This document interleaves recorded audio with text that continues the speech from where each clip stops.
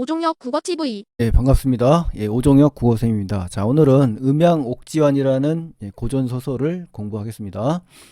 자, 음양옥지환이라는 건요, 옥가락지가 이제 소재입니다. 이걸 매개로 해서 하늘이 정한 인연, 즉 하늘이 정해준 이 배필을 찾아 헤매는 과정을 그린 작품이다라고 정리를 할 수가 있고요. 여기 나오는 양자, 음자, 그죠? 햇볕 양자의 그늘 음이거든요. 그러니까 이제 양음자가 새겨진 옥가락지를 각각 가지고 태어납니다, 주인공이. 그래서 이국량이라는 남자 주인공, 그다음에 화수영이라는 여자 주인공이 이제 나오는데요. 그 옥가락지를 신물, 쉼표로 삼아서 아름다운 인연을 맺는다는 그러한 이야기입니다. 자, 그러면 이제 내용 들어가겠습니다. 자, 첫 번째 내용에서는 소조의 야반 도주라고 이제 정리를 해봤습니다. 자, 유씨 대로하여, 유씨는 이제 화수영의 이제 계모입니다, 계모. 실제 어머님이 아니에요. 크게 이제 화를 내는 거죠. 노발대발하면서 이제 꾸짖는 장면이 나와요. 너 나의 좋은 말을 듣지 아니하니 어찌 자식의 도리며 너의 입으로 비록 강한 체하지만 금야 오늘 밤에 겁칙할 도리가 있으니 협박할 그런 방법이나 수단이 있으니 겁박 그죠? 겁칙 너 그를 장차 어찌할 소냐라고 이제 지금 뭐 하는 겁니까? 혼내고 있는 장면이네요.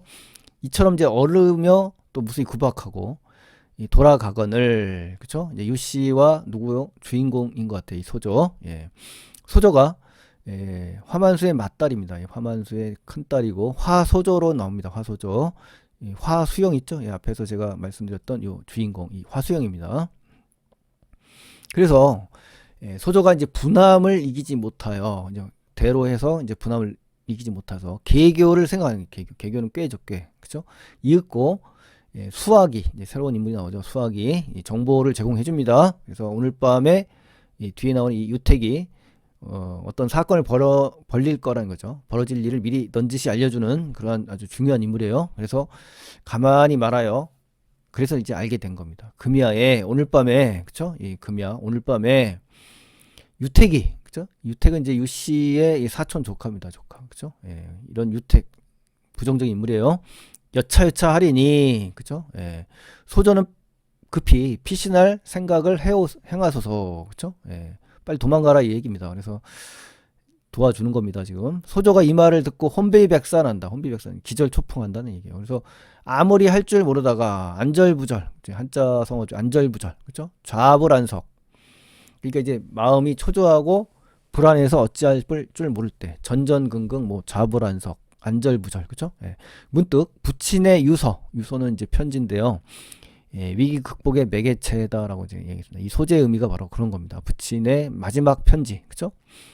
급히 떼어보니 내용 속에 이렇게 너의 계모 유씨는 자 본래 착하지 못한지라 만약 너를 구박하는 일이 있거든 남자 복장을 개착 갈아입어서 그죠? 개복하고 태화산 숭령관을 찾아가라. 이제 중요한 장소예요. 거기 가면 이제 자연스럽게 너를 구할 사람이 있으리라 라고 하면서 마치 예언하듯이 돌아가신 아버지가 미리 이러한 위기가 있을 거를 예측하고 그죠? 소조에게 남긴 겁니다. 그래서 평소 유씨의 성품을 잘 알게 된 거죠. 그래서 화가 미칠 것을 염려해서 미리 예언하듯이 딸에게 유서를 남기는 그러한 자애로운 아버지의 모습이 남겨 있고요. 고난 극복을 이제 암시할 수가 있는 거죠. 사건에 있어서. 자, 그 다음에 이제 소조가 간필이라는 것은 이제 필은 이제 그 필체잖아요. 편지 필체 이거 얘기하는 거예요. 글씨에 그쵸?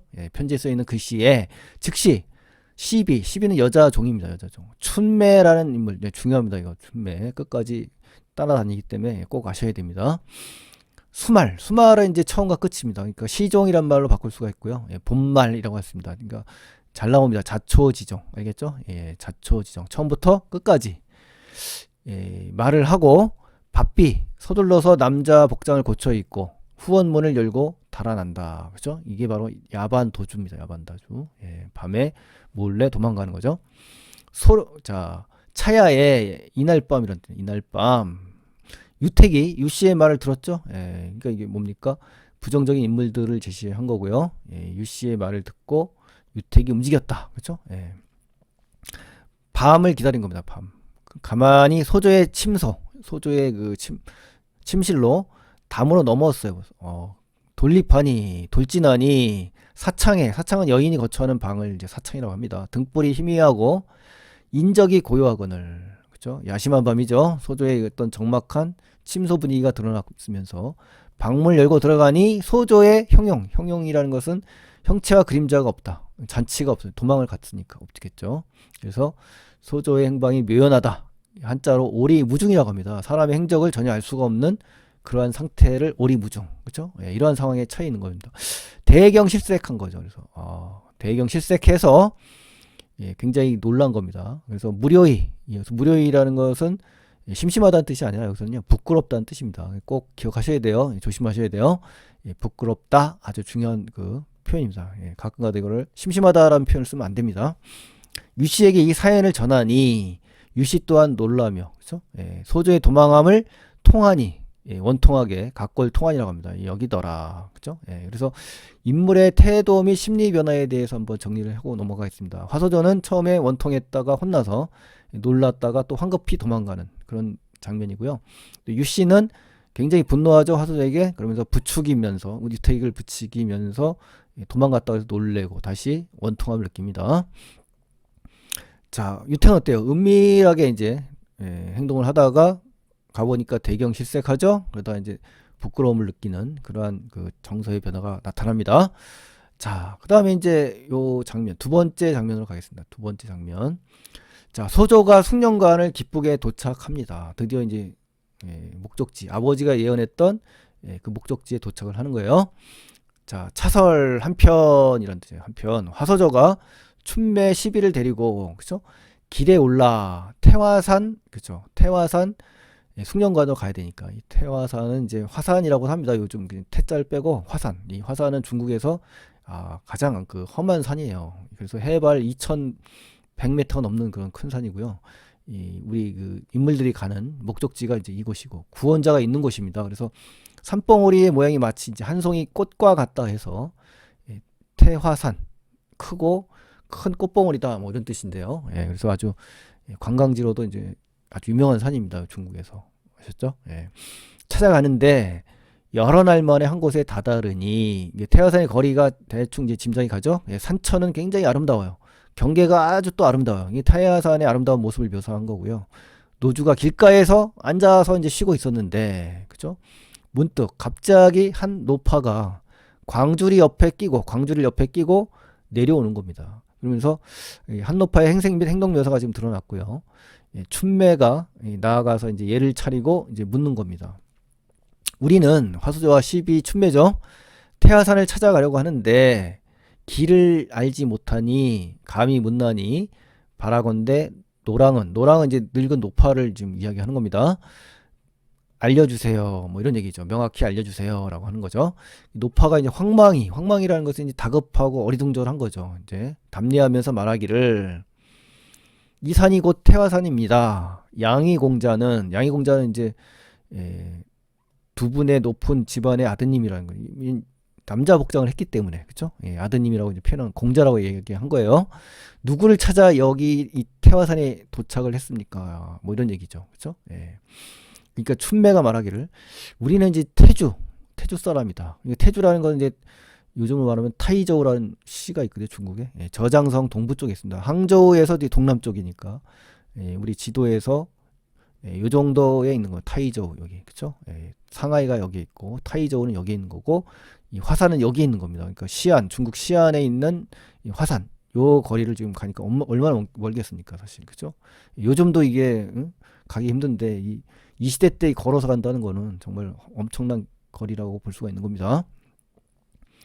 자, 그러면서 이제 뭐라고 하냐면, 우리는 이 태주 사람인데 숭령관을 찾으러 가려고 한다. 이 목적지를 이제 밝히는 장면이에요. 출신도 밝히고 목적지를 밝힘으로 인해서 인물의 정보를 통해서 상대방에게 이제 대답을 하는 장면이고, 노파가 말하기를 연즉 그러시면 벽화선자를 찾아가시는구나라고 이제 판단합니다. 아무래도 유명한 사람이 이제 책임자니까 이 벽화선자라는 사람을 찾아간다. 소조가 묻기를 벽화선자는 어떤 사람입니까? 라고 물어보는 거죠. 그랬더니 노파가 이제 소개를 하겠죠. 저 숭령관은 원래 송나라 진종 황제 시절에 지은 거다. 그러니까 이 도관의 건립 시기를 지금 얘기한 겁니다. 그죠? 예, 약 11세기가 되겠네요. 실제 인물이 이제 드러났죠. 그러니까 어떤 작품의 사실성을 지금 어때요? 부여하는 겁니다. 그래서 이 도관이라는 건요, 이 도사가 수도하는 깊은 장소예요, 이 도관이. 그래서 그 가운데 수십 명의 여관이 있다. 여관이라는 것은 도교를 신봉하는 이제 여자 수행자를 얘기하는 겁니다. 그죠? 예, 그래서 도관의 규모를 우리가 알 수가 있는 거고요. 이 선술은 이제 신선이 행하는 술법을 이제 선술이라고 합니다. 선방 또는 선법이라고도 하는데요. 예, 여기서 이것을 공부하더니 도관의 운영 목적이 나왔죠. 예, 규모도 나오고 또 도관의 건립식이 나왔죠. 운영 목적이 나온 겁니다. 10년 전에 벽화선자가 서천으로조차 수도하며 여관 등을 가르쳤다. 그죠? 예. 그러니까 벽화선자의 교육 내력이 지금 나온 겁니다. 그래서 학술이 고명하다. 굉장히 그 식견이 높고 사리에 밝아서 능히 수월하게 단사라는 거는 이 진한 붉은색의 광물입니다. 광물. 그래서 안료나 약재로 쓰이는 건데요. 이것을 변하게 해서 황금덩이를 만든다는 겁니다. 그래서 학술이 고명하죠. 또 비범한 능력이 있죠. 그러니까 당연히 이러한 능력의 신이함을 보여주는 그런 어떤 그 비범한 인물인 거죠. 하더이다. 인물의 과거에 직접 경험하여 새로 알게 된 사실을 그대로 옮겨와 전달하는 말하기 방식을 하고 있는 겁니다. 이 노파가. 그죠? 예, 말하기 방식 꼭 아시고 무슨 내용이 전달됐는지까지 정리를 잘 하셔야 됩니다. 소조가 이 말을 듣고 숙련관의 대체적인 정보를 이제 자세히 들었죠. 대희하여 이제 소조가 그런 거예요. 소조 시비가 아닙니다. 크게 기뻐해서 즉시 노파를 작별하고 이제 빠이빠이 하자 이거죠. 이제 다 할 일을 다 했으니까 산상은 산의 위를 향하여 수리를 행하니 상운채무라는 것은 이제 아주 상서로운 구름과 아주 찬란한 안개를 얘기하는 겁니다. 그렇죠? 예. 그래서 잠긴 곳에 일좌 누각, 자 높이 지은 하나의 그 누각이 있었다는 겁니다. 그 안에 허공에 표묘한 것은 어렴풋하게 보인다는 거예요. 창송 치죽, 푸른 소나무와 푸른 대나무 뭐 이렇게 되겠네요. 창송 녹죽이라고도 합니다. 울창한 곳에 아주 빽빽한 곳에 청학 백록도 있어요. 청학은 푸른 학이죠. 백록은 하얀 사슴입니다. 사슴. 자, 이게 물이 지어가지고 왕래를 하고 있고 종소리죠. 청각, 시각 다 드러나네요. 그렇죠? 은은히 들리니, 자, 이러한 감각적인 묘사를 통해서 화서조가 산상의 수리를 행한 결과로 나타난 모습을 구체적으로 지금 제시해 준 겁니다. 짐짓, 역시 정말로 과연 삼산별계로다. 삼산별계라는 것은 중국 전설에 나오는 산 세 가지를 얘기한 겁니다. 복례산, 방장산, 영주산이라고 하는데요. 신선이 산다는 특별한 세계를 얘기하는 겁니다. 그래서 신선동천이다. 신선동천이라는 것은 산수가 너무나 아름답고 경치가 너무나 빼어나서 신선이 사는 것이다 이거죠. 주관적 개입이 드러났죠. 그러면서 이 부분은 그만큼 그렇죠? 아름다운 곳이다. 뭐 이런 얘기를 하는 거네요. 나아가 도관 앞에 이제 도착을 했어요. 드디어 도관 앞에 장소가 이동되면서 두 사람 정도의 여관이 나타난 겁니다. 그러면서 화잠체이라는 것은요, 비녀의 비녀 잠자예요. 꽃 새색시 월상하던 비녀도 있고 여러 가지 빛깔과 꽃무늬가 있는 옷을 입고 있는 거죠. 그러니까 두 여관의 옷차림을 얘기하는 거예요. 나와 맞으며, 그죠? 둘쯤 되는 여관이 행색이 좀 드러났고 또 행동 묘사를 통해서 두 여관의 모습을 제시한 거예요. 그러면서 말하기를 그대 등은 자 누구겠어요? 우리 주인공과 소조 일행이겠죠. 우리 소조와 시비, 그죠? 태주에서 오십니까? 라고 정원이 말도 안 했는데 그냥 자동으로 알아버렸네요. 이미 소조 일행의 정치와 방문할 것을 이미 알고 있는 거죠. 부친의 유서와 이제 연관이 돼 있는 거라고 우리 짐작할 수가 있겠죠. 너의 계모 유씨는 본데 착하지 못한지라 만일 너를 핍박하는 일이 있거든 남자 복장을 하고 태아산 숙령을 찾아가면 자연 구할 사람이 있으리라. 뭐 이런 대사가 나왔죠 앞에. 그죠? 유서에 나온 내용이죠. 유서 내용과 연관이 된다는 얘기고, 소조가 경문왈 놀랄 경자란 말이에요. 너무 놀라서 대묻기를 여관이 도대체 어찌하느냐 이걸 어떻게 하느냐. 여관이 슬며시 미소를 이제 띄웁니다. 우리 선생님이 벽화선자겠죠? 말씀을 하셨거든요. 그러면서 오늘 미시에 2시쯤에 태주 귀객 양인이 소주와 춘매죠. 그러니까 태주에서 오는 귀중한 손님 VIP 2사람이 온다 이거죠. 오리라 미리 예고를 하셔서 저희가 압니다 라고 하면서 자연스럽게 손님 맞이를 하는 거예요. 그래서 인물의 어떤 신의한 능력을 우리가 알 수가 있는 거죠. 예지력, 우리 벽화선자. 자, 이러한 상황에 있는 겁니다. 자, 이제 중략으로 갑니다. 중략에서는 어떤 내용이냐. 벽화선자에게 이제 가르침을 받게 된 거죠. 그죠? 그러면서 초월적 조력자의 도움을 받게 된 거고, 화서저와 춘매는 이제 어때요? 과거에 급제합니다. 남성 복장을 했다 그랬잖아요. 그죠? 과거에 급제하고, 남성을 벽은장한 이유가 나온 겁니다. 그리고 엄답이라는 것은 이제 중국 명나라 때 몽골 타타르부의 수령이라고 합니다. 그래서 이 명나라의 어떤 반인, 역적들이죠. 그래서 조선의 개체고 내지를 침입해서 가정 경술의 변을 일으켰던 그런 부정적인 그런 인물입니다. 일단 중요한 거는 부정적인 인물이다 이렇게 생각하시면 돼요.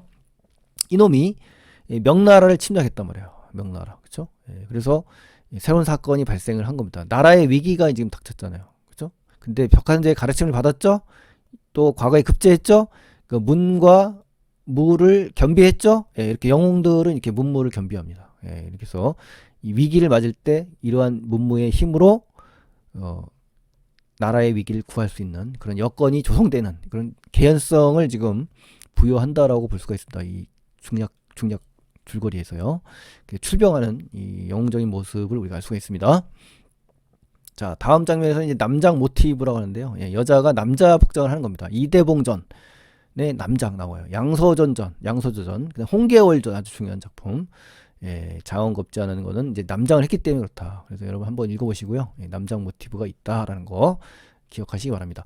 자, 손왕자의 계략으로 선봉장의 죽음과 황제가 막 대성통곡합니다. 굉장히. 선봉장 경태가 대로하여 크게 화를 내면서 창을 두르며 말을 놓아 손왕자와 함께 어우러져. 이 손왕자는 사실 이제 안 나왔습니다만 정보가 안 나왔지만 엄답에 안 합니다. 엄답 알았죠?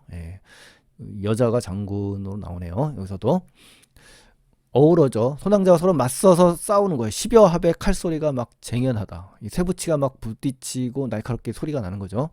경태의 머리 금광을 쫓아 떨어지니 안타깝게 경태의 머리가 날아갔네요. 황급빛을 따라서 떨어졌다. 그쵸? 죽었다는 얘기죠. 명진 장졸이 명나라 진영의 장수와 졸개죠. 상원 낙담하여 몹시 놀라서 넋을 잃게 된 혼비백산 기절초풍 이런 단어죠. 그러니까 선봉장이 장수가 죽었으니 당연히 이 장졸 놀라 자빠지겠죠. 이 장수가 죽으면 군사의 사기가 떨어집니다. 그래서 진퇴유곡, 오합지졸 이러한 한자성어가 떠오릅니다. 진퇴양난 이렇게 사면초가 위기에 빠진 겁니다. 명나라가. 그래서 주관적 개입이 또 들어갑니다. 손왕자가 크게 외쳐 말하기를 명나라 황제는 빨리 항복해서 잔명을 보존하라. 그러니까 이제 적장도 여자가 지금 아주 한몫 크게 하네요. 그렇죠? 손왕자의 협박과 항복을 권유하라는 장면이고요. 상이 임금이 명나라 황제죠. 방성대곡. 그러니까 이 목노가 크게 우는 거예요. 대성통곡하면서 좌우 주변에 있는 여러 신하들이 서로가 서로를 붙들고 통곡하는 겁니다. 그러니까 문제 해결책은 하나도 없고 울기만 하는 거죠. 그렇죠? 관리도 그렇고 임금도 그렇고 누구 하나 능력이 있는 사람이 하나도 없네요. 그렇죠? 그 경색, 그 광경을 처량함을 참아보지 못할러라 라고 하면서 서술자가 주관적 개입을 통해서 처참한 광경을 지금 제시합니다. 한자로 이제 목불인견, 차마 눈뜨고 못 볼 그런 상황이다 라고 독자에게 마치 일러바치듯이 주관적 개입으로 서술을 하는 겁니다. 자, 네 번째는 화원수의 대동부 공략과 천자의 위기다라고 정리를 해봤습니다. 각설 한편 화원수가 자 이제 화원수는 화소조가 아니라 이제 다시 원수가 된 거예요. 그래서 화만수의 맞다리자 화수영입니다. 이제 여기 나오는 거는 화소조까지만 나왔습니다만 요거는 이제 강의의 편의상 추가로 적어 놓은 거니까요. 참고하시고요. 이 화소조입니다. 화소조. 매시랑 이 매시랑도 춘매입니다. 그죠? 매수방이라는 이름을 하사하거든요. 벽화선자가. 그건 안 나왔습니다만 일단 매시랑은 춘매다 이렇게 생각하시면 되고요. 함께 군사를 거느려 대동부 성하에 이르러 보니 그러니까 두 사람이 급제를 했잖아요. 예, 그런 걸 볼 때 추측을 할 수 있어야 됩니다. 대동부에 있는 성 아래에 이르러 보니 적장은 손왕자가 아니에요. 이게 꽤 빠진 거죠. 여기에 천목탑이라는 사람이 나오네요. 천목탑. 북방 장군이고요. 예, 손왕자에게 대동부를 엄습하는 명을 받은 장군이에요. 그래서 화성영과 이제 맞싸우다 결국 죽습니다. 이 천목탑도 손왕자의 계략에 이제 빠진 겁니다. 이제 그래서 원수가 크게 화가 났어요. 그래서 말을 내모라 천목탑과 싸워 한 방에 그냥 머리를 베어버리니까 여중이 나머지 무리들이 사산 분개, 그쵸? 장군이 죽으니까 어때요? 뿔뿔이 도망가겠죠. 원수가 성 안에 들어가 쉬고 있었어요. 그죠? 대동부 성으로 들어간 거죠.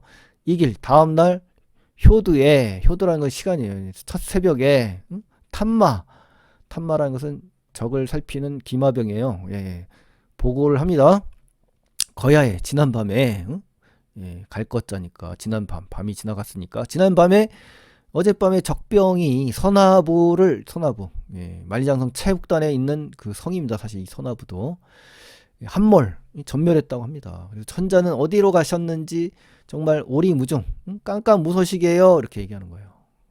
그래가지고 원수가 크게 놀라죠. 대로했다가 이제 심리가 또 크게 바뀌네요. 놀래서 매총병, 매시랑 예입니다. 춘매, 매수방, 매시랑, 춘매, 매총병 이렇게 이름이 바뀌어지네요. 내 그릇, 내가 잘못했다. 손왕자의 계교에 속아서 이곳에 왔다. 대동부죠, 대동부. 이제 내 단기라는 건요, 혼자서 말을 타는 단기 필마입니다. 단기 필마. 먼저 가서 황상을 구하리니 사제는 왜요? 매총병이죠. 군사를 거느려 뒤쫓아와라 라고 이야기합니다. 하고 급히 말을 달려 서나부를 향해 오더니 길에서 피란하는 백성을 만나게 돼요. 그래서 천자의 소식을 물으니 백성들이 말하기를 지난밤 밤 12시경에 적병이 서나부를 깨트려 버려서 황자가 서문을 통해서 백하로 이동하셨습니다 라고 정보를 알려주네요. 백하는 실제 만리장성 바로 옆에 있는 강입니다. 강 아셨죠? 그래서 원수가 이 말을 듣고 천지가 까마득한 거죠. 빨리 달려서 백하에 이제 도달을 한 겁니다. 그러면서 과연 천자가 여러 겹에 쌓여서 굉장히 위험하다라는 거죠. 명제 경각 백척간두, 그렇죠? 풍전등화, 바람 앞에 촛불, 또 목숨이 시간에 달려 있다. 아주 위험한 곳에 처해 있다.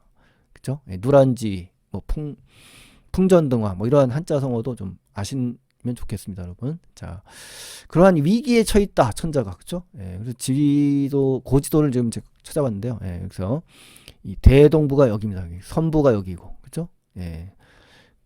그리고 순천부는 이제 베이징, 북경입니다. 여기가 북경. 이게 만리정상이 있고, 요 주변이라고 보시면 됩니다. 요 주변. 자, 이러한 위치를 보시면 훨씬 더 생동감 있게 작품을 이해할 수 있으리라 생각이 됩니다. 자, 네 번째, 화원수의 영웅적인 면모와 이 포상이 나옵니다. 그래서 화원수가 분노를 합니다. 그죠? 이 소리를 크게 질러요. 자전금, 이 검입니다. 검.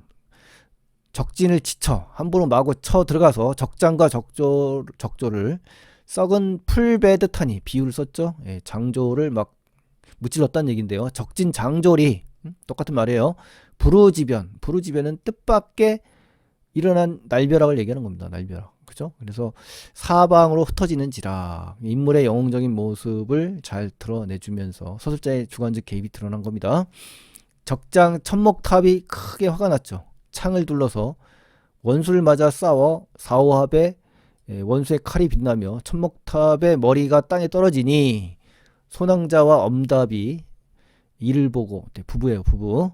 분기충천. 자, 분기충천 잘 나와요. 분한 마음이 하늘을 막 찌르는 거예요. 굉장히 분기탱천이란 말도 씁니다. 일시에 내달아 원수와 함께 싸우더니 문득 함성이 대진하며 크게 진동한다는 얘기예요. 매총병의 군마가 이르러 엄살하니 갑자기 습격해서 죽여버리니 매총병 우리 그 12 나왔네요. 손왕자와 엄답이 철군을 한 겁니다. 그죠? 퇴각을 하죠. 그래서 원수와 총병이 천자를 구하게 되고 대동부로 향하여 갈 때 헤어졌던 장졸들이 찾아 모입니다. 그렇죠? 그래서 성에 들어가서 어떻습니까? 군마를 정돈하고 이 황제가 원수에게 말을 합니다. 경은, 여기서 경은 황원소입니다. 하늘이 명실은 이제 명나라 황실이에요. 그래서 위하여 내신, 하늘이 내린 사람이다라고 경탄과 예찬, 극찬을 하는 장면이에요. 그렇죠? 그러면서 이에 그 벼슬, 관직을 문현각 태학사에 두는, 이제 북경에 이제 궁중에 있던 대제학입니다. 대제학. 그죠? 고전소에 많이 나오는 벼슬 이름이고요. 천하 병마 대도독. 이건 이제 전군을 지휘할 수 있는 통솔 벼슬이에요. 그러니까 이제 문무가 다 갖춰졌다 했죠. 문무, 그쵸? 영웅적인 모습, 둘 다 겸비한 사람이에요. 문무를 하이시고 명령을 내려주시고, 매총병에게, 우리 춘매죠. 매수방, 매시랑, 매총병, 병부상서, 그쵸? 병부상서는 병부의 으뜸이고, 또 부도덕을 겸하게 하신 겁니다. 그쵸? 그러면서 금과 비단을 포상한 후히 넉넉하게 상사, 칭찬하면서 상으로 불품을 내려준 거죠. 포상한 겁니다. 아셨죠? 군대 포상 하시니 양인이, 누굽니까? 양인은 우리 주인공, 소조와 매총병이겠죠. 고사하되 사양을 하겠죠. 이런 거 받으려고 한 게 아니죠. 그랬더니 임금께서, 황제께서 불연하셨다. 안 된다, 받아라. 너희 말을 안 듣겠다. 이렇게 하셨습니다. 자, 이렇게 해서 이제 끝났습니다. 이게 전체 인물 정리가 굉장히 많이 나옵니다. 인물이. 그래서 정리를 쭉 했는데요. 한번 필요하신 분은 읽어보시고요. 핵심 정리 가시면은 이제 주제, 여성인 화소조의 영웅적인 행적과 활약이 이제 절대적인 내용이 되겠죠. 영웅적이고 일대기적 구조를 가지고 있다. 이렇게 정리를 해주시고, 자, 그 다음에 이제 오늘의 마지막 한마디하고 마치겠습니다. 우리 이순신, 최근에 명량이라는 영화가 지금 아주 유행하는데요. 백성이 있어야 나라가 있고, 그죠? 나라가 있어야 임금이 있는 법이지. 라는 그 한마디, 이 한마디가 이 소설을 대변한다라고 생각이 됩니다. 우리 위대하신 이순신 장군의 말 한마디가 이 소설을 한 방에 정리한다. 오종혁 국어TV